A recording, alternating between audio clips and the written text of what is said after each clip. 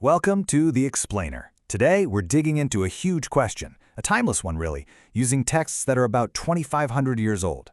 And that question is, what is the real root of our sorrow? And, can we actually be free from it?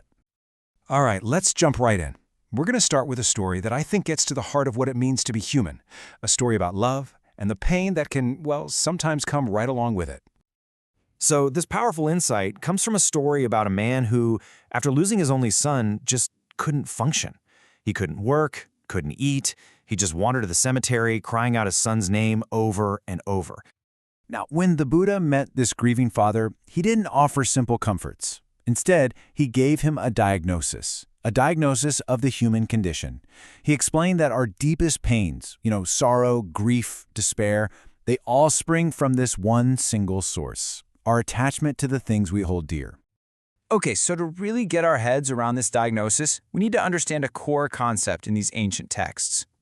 And that concept is called dukkha. Now, you might have heard this translated as suffering, but honestly, that word is way too small. It's much broader. Think of it more like a fundamental unsatisfactoriness. It's that constant low-level stress that's just part of life.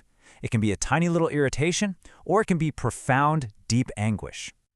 What's really interesting is that dukkha isn't just one thing. It's a whole spectrum of difficult experiences. The texts group these feelings together.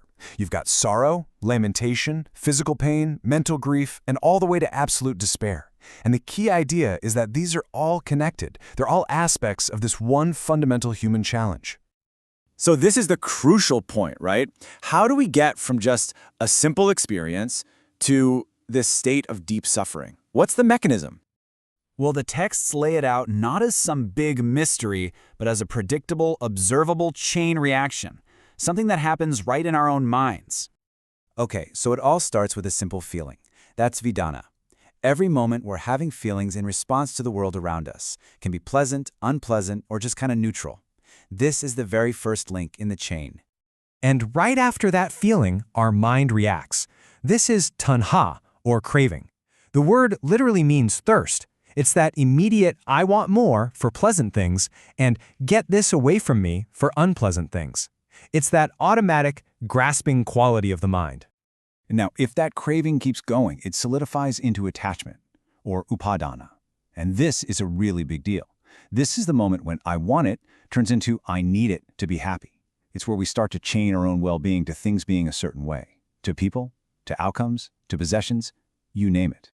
And from attachment, that's where the whole mass of suffering is born. The sorrow, the grief, the despair. Because the moment, and I mean the moment, that thing we're attached to changes or is lost, and it inevitably will, the whole foundation of our happiness just shatters. So here it is, the whole chain of causation. First, there's contact. We see or hear something. Then comes the feeling, pleasant or not. That sparks the craving, wanting it to stay or go. Craving becomes clinging and attachment. And finally, when the object of our attachment is gone, suffering arises. This whole thing is called dependent origination, and it brilliantly shows, step by step, how suffering is actually constructed. Okay, but if suffering is constructed, well, that means it can also be deconstructed, right? And this is where the hope comes in. The diagnosis actually contains the cure. The logic is just beautiful in its simplicity. If each link in the chain causes the next, then breaking any one of those links stops the entire reaction. And the texts show this perfect reversal. You can see it here. On one side, you have the cause. Craving leads to attachment, which leads to suffering. But on the other side, you see the end. When craving fades, attachment ceases. When attachment ceases, sorrow and despair cease. It's amazing. The whole process just unwinds itself. All right, let's move on to our final section and see how all of this builds towards a state of, genuine freedom. Because by understanding this whole process, you can be freed.